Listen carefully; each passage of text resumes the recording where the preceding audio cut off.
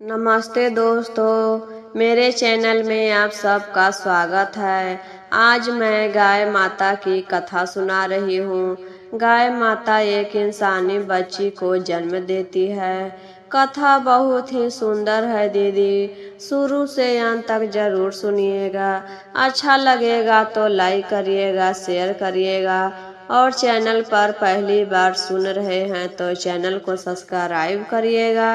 बहुत समय पहले की बात है, एक पति पत्नी थी। वो दोनों बहुत ही गरीब थे। पत्नी एक लड़की को जन्म देती है। लड़की के जन्म होने पर दोनों सोचते हैं हम इतना गरीब हैं और भगवान लड़की के जन्म दिए, अब शादी ब्याह करने के लिए पैसा इकट्ठा करना होगा। भगवान लड़का देते तो वह कमाता खाता और शादी करते समय पैसा भी मिलता। हम इतना गरीब हैं तो अपनी लड़की के शादी कैसे करेंगे? लेकिन भगवान जो दे दिए उसे तो स्वीकार करना है। दोनों मिलकर अपनी लड़की को पालते हैं। माँ जो थी बहुत शिव चर्चा करती थी। जैसे जैसे बेटी बड़ी हो रही थी वह भी अपनी माँ को देखकर वह भी चर्चा करने लगी। शिव के अपना गुरु बना ली। जब लड़की 18 बरस के हो गई दीदी तो पिता के सर पर बेटी के ब्याह करने का बोझ हो गया। वह सोचता है कैसे अपनी बेटी के शादी करे। मेरी बेटी से शादी कौन करेगा? दहेज देने के लिए मेरे पास तो पैसा भी नहीं है, तो कैसे अपनी बेटी के शादी करे? फिर भी इधर उधर लड़का खोजता है।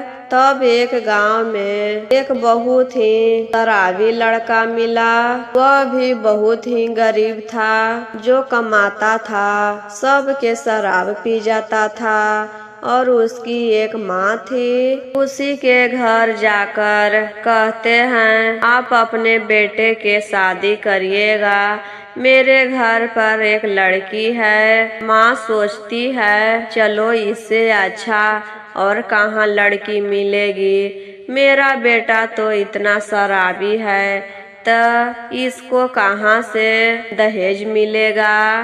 किसी भी तरह करके मेरा बेटा के शादी हो जाए, घर बस जाए, बस यही काफी है। तो माँ शादी के लिए हाँ कर देती है और मंदिर में ले जाकर दोनों का शादी हो जाता है। लड़की अपनी ससुराल आई, वहाँ भी बेचारी गरीब ही थी। पति तो जो कमाता था सबके शराब पी जाता था। वही लड़की अपना कुछ काम करके घर चलाती थी। दूसरों के घर जाकर झाड़ू पोछा कर देती थी, खाना बना देती थी। उससे उसको खाना भी मिल जाता था, कुछ पैसा भी मिल जाता था।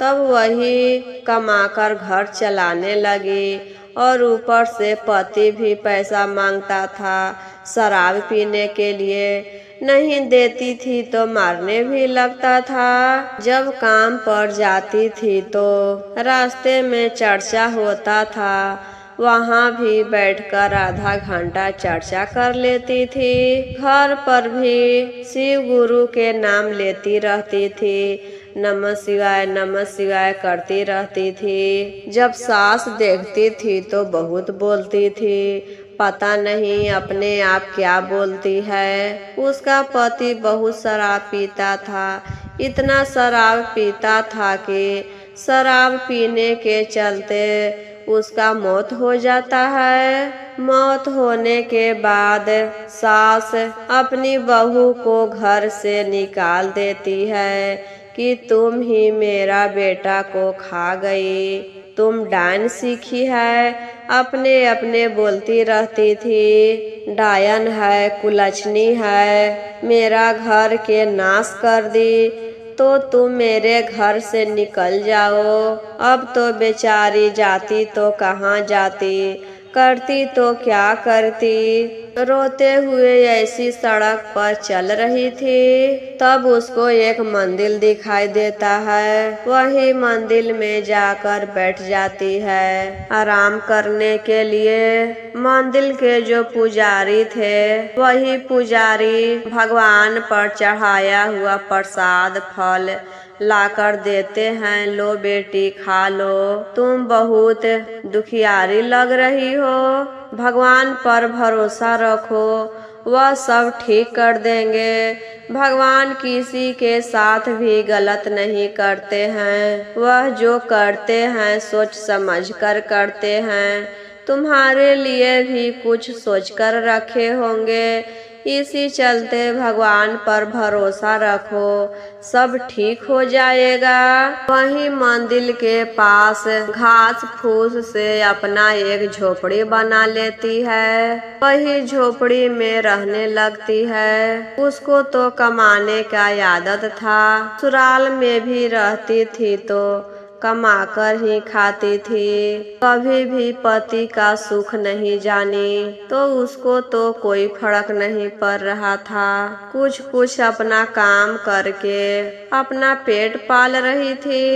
एक दिन झोपड़ी के आसपास एक गाय चर रही थी। गाय के साथ एक बाछी भी थी। वह सोचती है पता नहीं कहाँ से गाय किसके दरवाजा से रस्सी तोड़कर भाग आया है, तो वह एक खूंटा में बांध देती है कि जब कोई खोजते खोजते आएगा तो अपना गाय वापस लेकर चला जाएगा।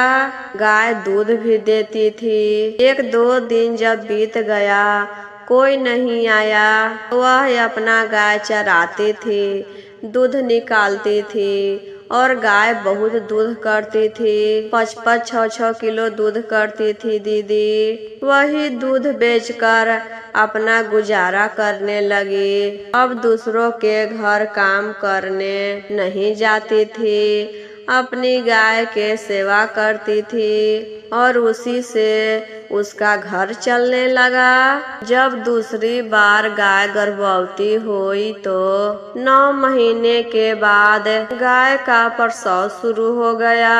कुछ समय के बाद गाय बच्चे को जन्म देती है। गाय के बच्चा बछड़ा या बाछी कुछ नहीं था, वह तो इंसान के बच्चा था। वह भी लड़का हुआ। वह सोचने लगती है कि गाय के पेट से इंसान के बच्चा कैसे निकला।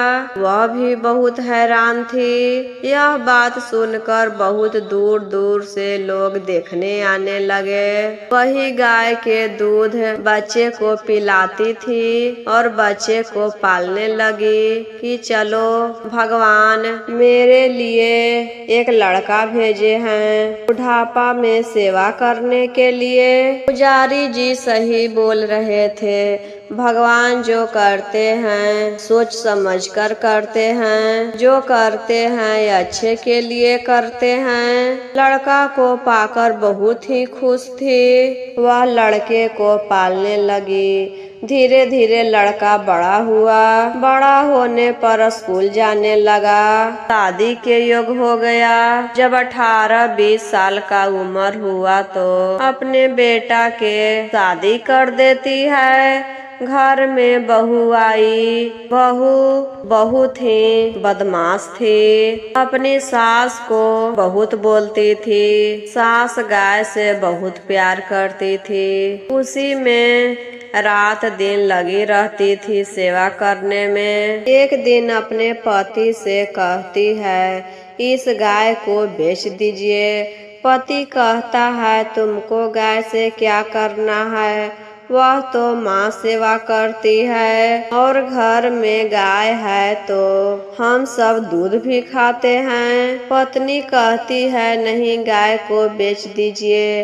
भर दिन गाय में ही लगी रहती है। गाय से छुट्टी मिलता है तो शिव चर्चा करने लगती है। आप गाय को बेच दीजिए, नहीं तो हम नैहर चल जाएंगे। पति कहता है, ठीक है। माँ से कहते हैं। बेटा माँ से कहता है, माँ गाय को बेच दो। तुम काम करते करते थक जाती हो, अब आराम करो। गाय को बेच दोगी तो तुम आराम करोगी, नहीं तो भर दिन गाय के सेवा में लगी रहती हो। माँ कहती है गाय नहीं बिकेगा, अगर तुम गाय के बेचना चाहते हो तो साथ में हमको भी बेच देना।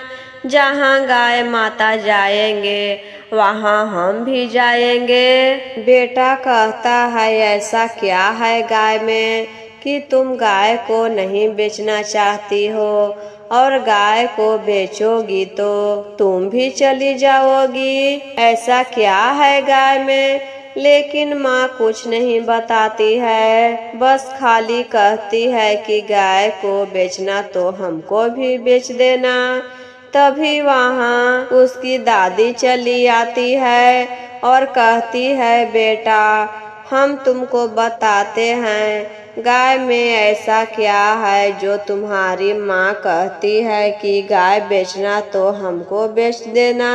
तुम्हारी माँ बचपन से बहुत दुख काटी है, मेरे घर पर आई तो वहाँ पर ही दुख की। जवानी में पति गुजर गया, पहले तो वह बहुत शराबी था, घर का सारा काम तुम्हारी माँ ही करती थी। शराब पीने के चक्कर उसका मौत हो गया, और हम भी तुम्हारी माँ को नहीं समझ सके। मौत का इल्जाम तुम्हारी माँ पर लगा दिए और इसको घर से निकाल दिए। तुम्हारी माँ बहुत ही अच्छी है बेटा, और तुम गाय के बात कर रहे हो तो इसी गाय के पेट से तुम्हारा जन्म हुआ है। ये गाय कोई साधारण गाय नहीं, यह भगवान की देन है। गाय तो माता होती है तो यह साक्षात देवी माता हैं, इन्हीं के पेट से तुम्हारा जन्म हुआ है। इसी चलते तुम्हारी माँ नहीं बेचना चाहती है।